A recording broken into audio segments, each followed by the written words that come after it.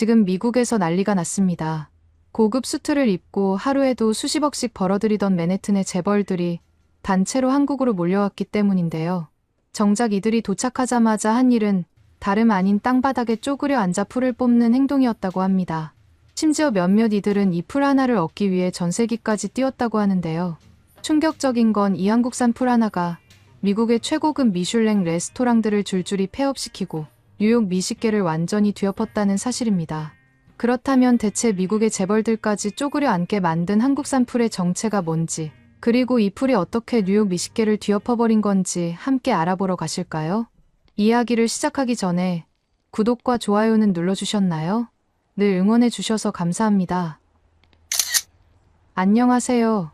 저는 뉴욕 맨해튼에서 한때 미슐랭 3스타를 받았던 레스토랑을 운영 중인 브루노입니다. 매일 아침 주방에 들어서면 빛바랜 미슐랭 인증서가 저를 반겨주는데 요즘은 그 모습이 저를 조롱하는 것만 같습니다. 한때 예약을 잡기 위해 6개월을 기다려야 했던 우리 레스토랑이 이제는 평일 저녁 절반도 채우기 어려운 상황이 되었으니까요. 그동안 쌓아온 명성이 한순간에 무너지는 느낌은 셰프로서 견디기 힘든 고통이었습니다. 이 위기를 어떻게 극복해야 할지, 한국으로의 여행이 저에게 어떤 변화를 가져왔는지 제 이야기를 들려드리겠습니다. 맨해튼의 화려한 레스토랑가에서 제 식당은 한때 별처럼 빛났습니다. 수십 개의 고급 레스토랑이 밀집한 이 경쟁적인 공간에서 프렌치 정통 요리로 음식 평론가들의 찬사를 받으며 안정적인 운영을 해왔죠. 백인 셰프들이 주로 장악하고 있는 뉴욕 고급 레스토랑 시장에서 저는 나름대로 독특한 위치를 차지하고 있었어요. 이탈리아계 미국인인 제가 프랑스 요리로 명성을 얻은 것 자체가 이례적이었으니까요. 파리에서 10년 동안 수련한 경험과 뉴욕에서의 열정이 합쳐져 5년 전 마침내 미슐랭 3스타라는 영예를 얻었던 그 순간을 잊을 수 없습니다. 하지만 최근 6개월 동안 예약률이 급감하기 시작했습니다. 처음에는 계절적 요인이나 경기 침체로 인한 일시적인 현상이라 생각했지만 매출이 30%나 하락하자 더 이상 무시할 수 없는 상황이 되었어요. 뉴욕은 끊임없이 변화하는 도시고 미식 트렌드도 놀라운 속도로 바뀌고 있었습니다. 이제 고객들은 전통적인 프렌치 요리보다 퓨전이나 경험을 중시하는 혁신적인 다이닝을 찾는 경향이 강해졌어요. 전체 요리팀 인력도 절반으로 줄어들어 주방 운영에 심각한 차질이 생겼습니다. 몇몇 유능한 셰프들은 더 핫한 레스토랑으로 옮겨갔고 남은 스태프들의 사기도 바닥을 치고 있었죠. 식당의 빈 테이블들을 보며 매일 밤 가슴이 무너져 내리는 기분이었습니다. 지나가는 사람들이 창문 너머로 우리 레스토랑을 힐끗 보고는 다른 곳으로 발길을 돌리는 모습이 반복될 때마다 자존심이 상했어요. 이제는 주방에서 요리하는 시간보다 재정 문제를 해결하기 위해 사무실에 앉아있는 시간이 더 많아졌습니다. 식재료 공급업체들로부터 독촉 전화가 오기 시작했고 직원들의 급여를 제때 지급하는 것도 점점 어려워졌어요. 어느새 제 꿈이었던 요리는 즐거움이 아닌 무거운 짐이 되어가고 있었습니다. 어느 화요일 저녁, 손님이 거의 없는 레스토랑을 바라보며 저는 깊은 한숨을 내쉬었어요. 테이블 위에 놓인 흰 식탁보는 마치 항복의 깃발처럼 느껴졌습니다. 그때 투자자이자 제 약혼녀인 윤소희가 사무실로 들어왔어요. 소희의 표정이 심상치 않아 보였죠. 평소 밝게 웃던 그녀의 얼굴에 깊은 걱정의 주름이 잡혀 있었습니다. 그녀의 단정한 비즈니스 정장과 대조적으로 펼쳐진 서류 뭉치가 테이블 위에 놓였을 때 이미 나쁜 소식임을 직감했어요. 브루노, 이대로는 안 되겠어요. 매출 보고서를 봤는데 이번 달도 적자예요. 지난 분기보다 상황이 더 악화됐어요. 소희가 내민 서류를 받아들고 저는 고개를 떨구었습니다. 빨간색으로 표시된 숫자들이 저를 더욱 무겁게 누르는 듯했어요. 손끝이 서류에 닿으면서 차가운 현실이 온몸으로 전해졌습니다. 소희는 한국계 미국인으로 뉴욕에서 투자 자문 회사를 운영하며 제 레스토랑의 주요 투자자였습니다. 우리는 대학 시절 친구의 파티에서 만났고 그녀가 제 요리에 감탄하면서 우리의 인연이 시작되었어요. 처음 레스토랑을 시작할 때도 그녀의 재정적, 정서적 지원이 있었기에 가능했습니다. 그녀와의 결혼을 2달 앞둔 상황에서 사업이 무너지고 있다는 현실이 더욱 고통스러웠죠. 더는 자금을 무한정 대줄 수 없어요. 다른 투자처들도 있으니까. 브루노, 당신을 위해서라도 결단이 필요해요. 소희의 말은 조심스러웠지만 그 의미는 명확했습니다. 현금 흐름이 개선되지 않으면 레스토랑은 문을 닫을 수밖에 없다는 뜻이었죠. 저는 잠시 창밖을 바라보았어요. 뉴욕의 밤거리는 여전히 활기찼고 사람들은 즐거운 시간을 보내고 있었습니다. 하지만 제 마음은 완전히 반대편에 있었어요. 내가 어떻게 해야 할지 모르겠어. 아이디어도 바닥나고 직원들도 떠나가고 있어. 이 상황을 어떻게 역전시킬 수 있을지 정말 막막해.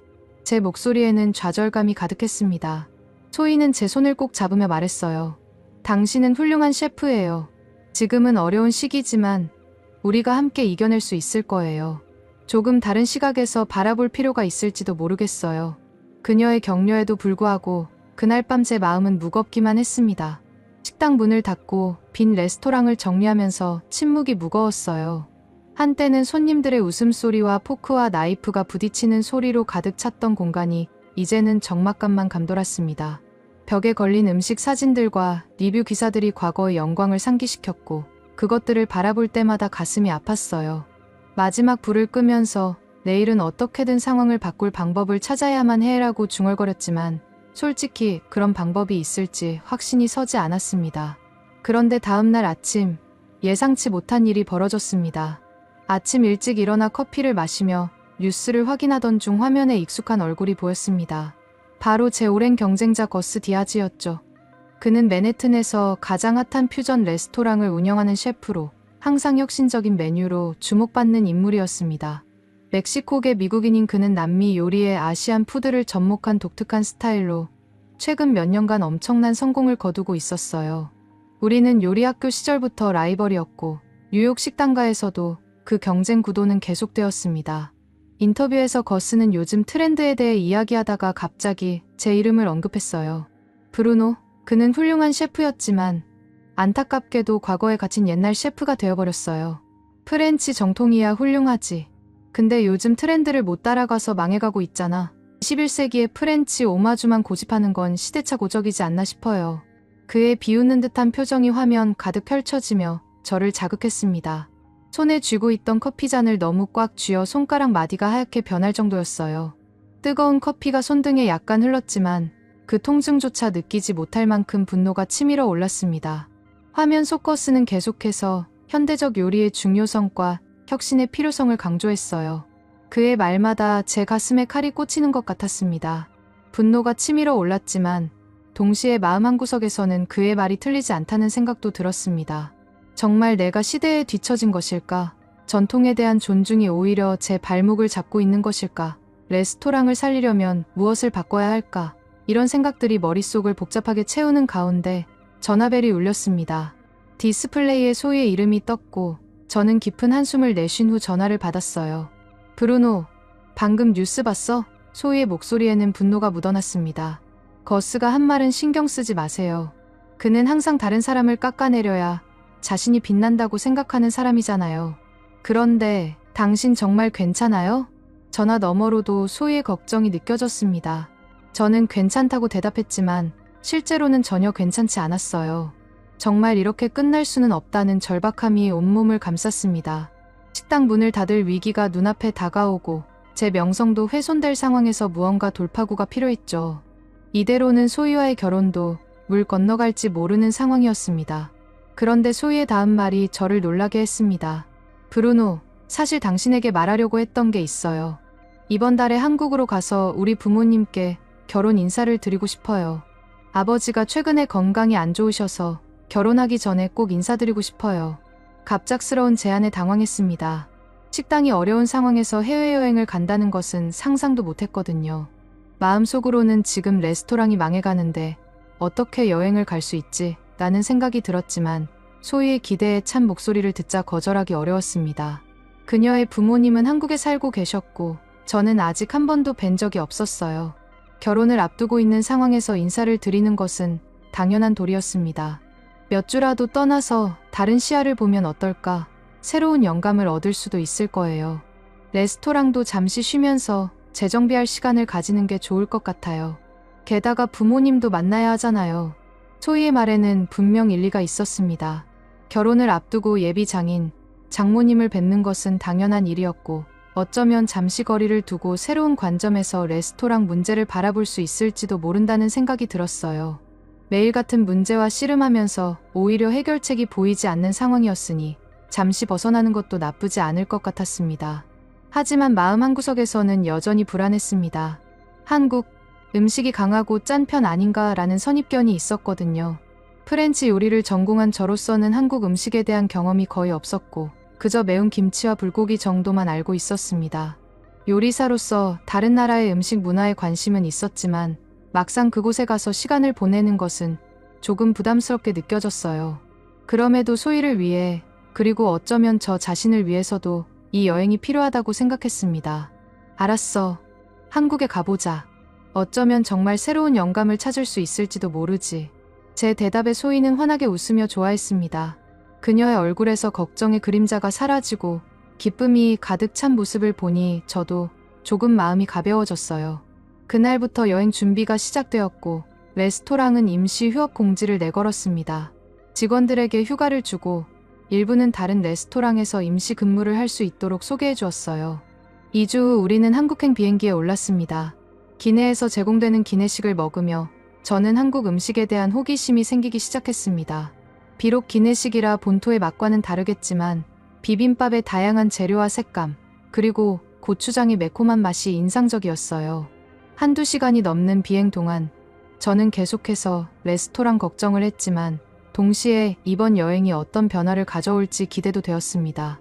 소희는 비행기 안에서도 한국에 대한 이야기를 열정적으로 들려주었어요. 서울의 역동적인 모습, 전통과 현대가 공존하는 문화, 그리고 다양한 음식에 대한 설명을 들으며 점점 호기심이 커졌습니다. 그런데 한국에서 제 인생을 바꿀 만한 경험이 기다리고 있으리라고는 상상도 못했죠. 그 놀라운 일들이 곧 펼쳐지려 하고 있었습니다. 서울 인천국제공항에 도착했을 때 첫인상은 깔끔함과 효율성이었습니다. 뉴욕 JFK 공항의 혼잡함과 달리 인천공항은 질서정연하고 깨끗했어요. 입국 심사대부터 수화물 찾는 곳까지 모든 것이 빠르고 정확하게 돌아가는 모습이 인상적이었습니다. 특히 수화물 카트가 자동으로 움직이는 시스템, 공항 곳곳에 배치된 자동 안내 키오스크, 그리고 모든 표지판이 한국어뿐만 아니라 영어, 중국어, 일본어로도 명확하게 표기되어 있는 점이 눈에 띄었어요. 소희는 제 표정을 보더니 웃으며 말했습니다. 이제 시작일 뿐이에요. 한국은 당신이 생각하는 것보다 훨씬 발전된 나라예요. 공항에서 나와 택시를 타고 서울 시내로 향하는 동안 창밖으로 보이는 풍경이 뉴욕과는 사뭇 달랐습니다. 높은 빌딩들 사이로 산이 보이고 현대적인 도시 구조가 인상적이었죠. 특히 도로 상태가 매우 깨끗하고 택시 내부에 설치된 결제 시스템과 GPS 내비게이션이 정확하게 작동하는 모습이 인상적이었어요. 택시 기사는 우리가 외국인임을 알고 영어로 간단한 인사를 건넸고 소희는 유창한 한국어로 대화를 나누었습니다. 호텔에 도착해 체크인을 마치고 잠시 쉰 후 소희는 제게 말했습니다. 오늘 저녁에 아버지를 만나기로 했어요. 어머니는 건강이 좋지 않아 병원에 계셔서 내일 뵐 거예요. 조금 긴장되겠지만 걱정하지 마세요. 아버지는 까다로운 분이지만 마음씨 좋은 분이에요. 그녀의 말과는 달리 소희의 표정에는 미묘한 불안감이 서려 있었습니다. 그것을 눈치챈 저는 더욱 긴장되었어요. 처음 만나는 장인어른에게 어떤 인상을 줄지, 그리고 그분은 저를 어떻게 생각할지 걱정이 앞섰습니다. 소희에 따르면 그분은 원예식품 쪽으로 유명한 교수 출신이라고 했어요. 전문 분야가 저와 연관이 있다는 점이 더 부담스러웠죠. 학계와 산업계에서 존경받는 인물이라는 사실이 더해져 마음이 무거워졌습니다. 호텔 방에서 정장으로 갈아입으며 거울 앞에서 넥타이를 매는 손이 떨리는 것을 느꼈습니다. 소희는 제 뒤에서 어깨를 토닥이며 말했어요. 긴장하지 마세요. 당신은 훌륭한 셰프잖아요. 아버지도 당신의 열정을 알아보실 거예요. 저녁 시간, 우리는 강남의 한 레스토랑에서 소희의 아버지를 만났습니다. 그는 70대 초반으로 보이는 키가 큰 신사였어요. 백발이 선명했지만 여전히 건강해 보이는 체격과 날카로운 눈빛이 인상적이었습니다. 첫 인사를 나누고 자리에 앉았을 때 장인어른의 눈빛이 저를 평가하는 듯한 느낌이 들어 더욱 긴장됐습니다. 그는 소희에게 따뜻하게 인사한 후 저를 향해 고개를 약간 기울였습니다. 브루노 씨, 미슐랭 3스타 셰프라고 들었네. 대단한 성취지. 요즘 요리는 스토리도 중요하다던데 자네 생각은 어떤가? 한국에서도 다양한 음식을 맛보고 많이 느끼고 갔으면 좋겠네. 첫 질문부터 저를 시험하는 듯 했습니다. 이 질문 속에 여러 층위의 의미가 담겨 있다고 느꼈어요. 단순히 요리 철학을 묻는 게 아니라 제가 얼마나 진지하게 요리를 대하는지 혹은 단순히 기술만 있는 셰프인지를 확인하려는 의도가 있는 것 같았습니다. 잠시 생각한 후 정직하게 대답했어요. 맞습니다. 좋은 요리에는 항상 스토리가 담겨 있어야 한다고 생각합니다. 재료의 근원, 조리 방법의 역사, 그리고 셰프의 개인적 경험이 모두 접시 위에 표현되어야 하죠. 다만 제 경우엔 전통 프렌치 테크닉에 중점을 두고 있어서 한국 음식은 제 스타일과 좀 다를 것 같습니다. 제 말이 끝나기가 무섭게 장인어른의 표정이 굳어졌습니다. 그는 와인잔을 천천히 들어 한 모금 마신 후 말했습니다. 단정 짓지 말게. 한국 재료도 훌륭하다네. 요리사라면 어떤 재료든 가능성을 열어두어야 하지 않겠나. 전통에만 갇히면 혁신은 불가능하지. 그 말에 저는 얼굴이 뜨거워졌습니다. 의도치 않게 한국 음식을 무시하는 듯한 뉘앙스가 전달된 것 같았어요. 급히 말을 바로잡으려 했지만 오히려 더 어색한 상황이 되었습니다. 식사 내내 묘한 긴장감이 감돌았고 장인어른의 날카로운 질문들이 계속되었어요. 뉴욕의 요리 트렌드는 어떤가? 지속 가능한 식재료 사용에 대한 생각은? 한국에 오기 전에 한국 음식에 대해 얼마나 알아봤나? 등의 질문에 대답하면서 제가 얼마나 준비가 부족했는지 실감했습니다. 소희는 중간에서 분위기를 풀려고 노력했지만 첫 만남에서 은근한 갈등이 시작된 것은 분명했어요. 장인어른은 계속해서 한국 음식 문화의 깊이와 다양성에 대해 이야기했고 저는 그저 겸손하게 듣는 자세를 취했습니다. 하지만 내심 왜 이렇게까지 나를 가르치려고 하시는 걸까? 라는 의문이 들었어요. 식사를 마치고 호텔로 돌아오는 길에 소희가 말했습니다. 아버지가 약간 까다로운 편이긴 하지만 나쁜 분이 아니에요. 사실 아버지는 평생 한국 식품과 농업 발전을 위해 연구하셨거든요. 한국 음식에 대한 자부심이 크신 분이에요.